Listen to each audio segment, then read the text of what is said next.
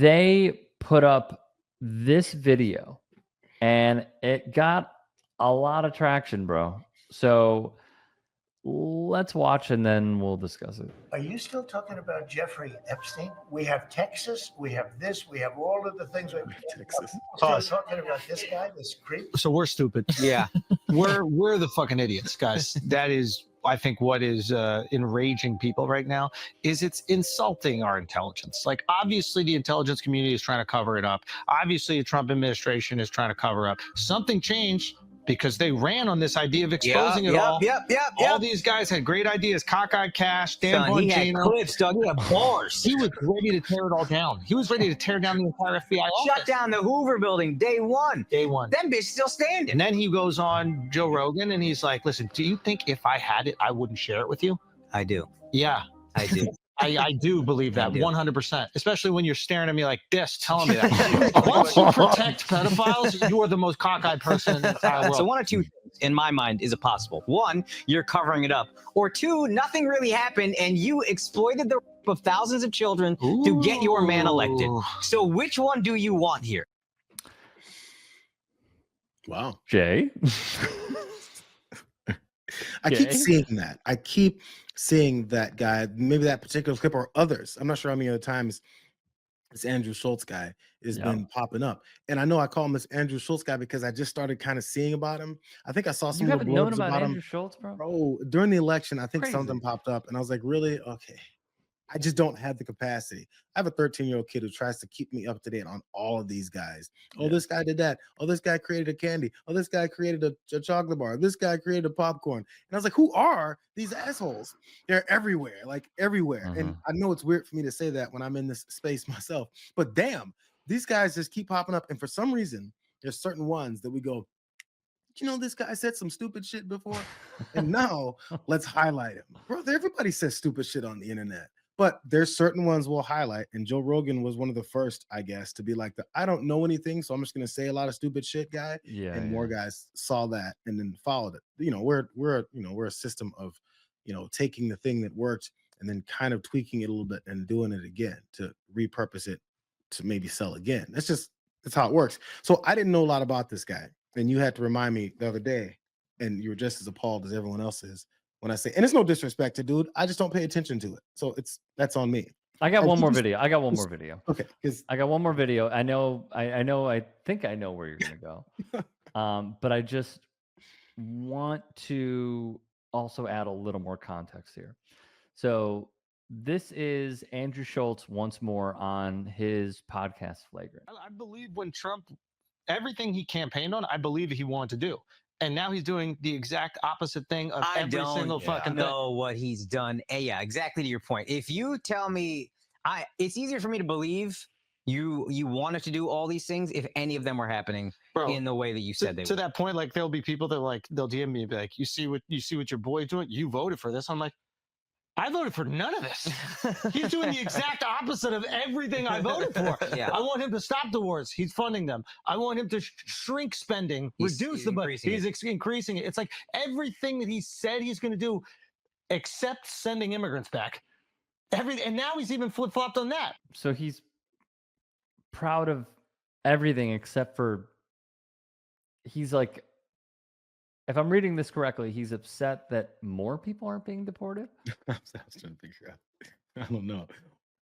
Maybe it was at the moment, whenever that happens, because, you know, I've been seeing that clip as well for a few weeks.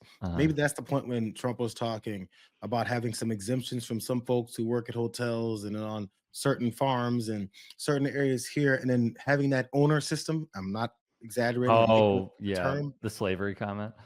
Maybe it was that. And I didn't get from this guy, from Andrew Schultz, that he was like, how dare he slow down the deportations? And maybe he was appalled by, you know, those concentration camps that we've got now. Maybe it was that stuff. But again, he was bringing up, and that's what people were celebrating. Someone sees the light. Cool. I'm so glad he sees the light. I hope he continues to see the light and maybe doesn't think that the 18 other things that this guy is doing in office that you hate aren't mistakes. Because as the way he posed that, he goes, if he said, I fully believe that Donald Trump is going to come into office and he wanted to do all those things, but he's not doing any of them. Someone should have stopped him. There's not someone and I get he's going fast. Maybe I wouldn't have stopped him if I'm in that conversation either. But stop for a second and realize he promised to do all these things and he's not doing them. And I fully believe that he wanted to. Stop and say, who's stopping him? Who's stopping Donald Trump from doing what he wants to do? Donald Trump just told the courts, F you. Donald Trump told the entire Congress, F you. Donald Trump told his voters, F you, in 3 different ways. And he definitely told governors and representatives and Congress and senators from the Democratic Party, triple, quadruple F you. Who is he not saying F you to? Because apparently these things that he's doing, he didn't mean to do. All those executive orders that he signed without an auto pen, he did it intentionally with that scribble scrabble signature. So did he mean to do it, or did someone grab his hand and do it? This sounds way worse than Joe Biden getting used and carried around by a bunch of aides. This sounds like someone who's in his brain or something, because this guy keeps talking about how he loves all the things that he's doing as he does them. So does he not love doing them?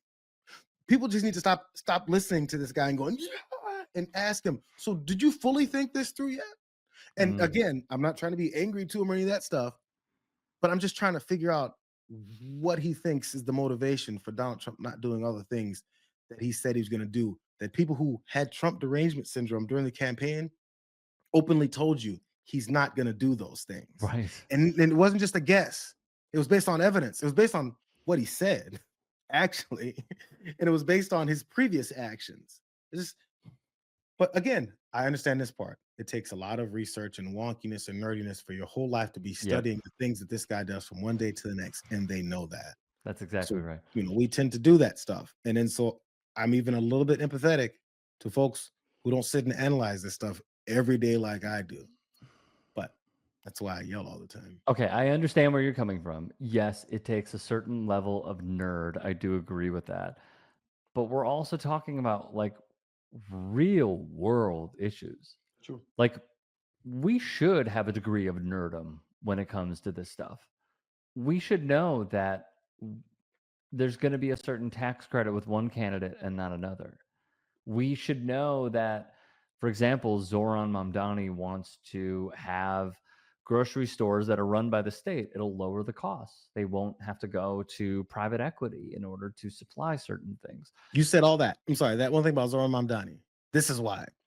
That was exactly what's happening. But what's easier to hear is some dum-dum. You said exactly what Zoran Mamdani wants to do with the grocery stores and the reasons why and where they could go if he doesn't. Yeah. The opposite opposing point of view that people that listen to Andrew Schultz's show, again, I'm not trying to insult anybody, but to listen to that, it's easy to hear him replaying Donald Trump say he was still supporting him, saying Zoran Mamdani wants to communitize the grocery stores. That's what he keeps saying. So saying 5 to 6 stupid words is way more effective than saying like 3 to 4 sentences of effective, real, reasonable communication. I agree. That's why. And it just sticks more.